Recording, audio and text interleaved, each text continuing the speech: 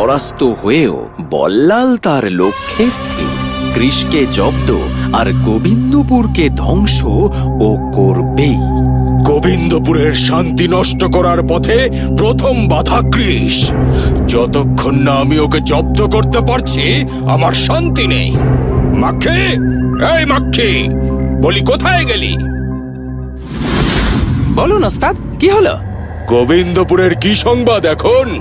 গোবিন্দপুর গ্রামে খুশির হাওয়া বইছে ওস্তাদ। গতবারের চেয়ে এবারে ফসলের পরিমাণ অনেক বেশি হয়েছে।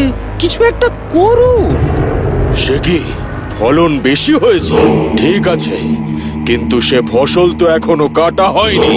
দেখ এবার কি হয়। ওম রিং রিং রিং রিং যা। ওম রিং রিং রিং রিং যা। আয় আয় ওরে আয়। যা কালো ঘুটঘুটিয়া, ভাসিয়ে দে গোবিন্দপুর, যা। সে আবার কে ওস্তাদ? ও হচ্ছে কালো ঘুটঘুটিয়া।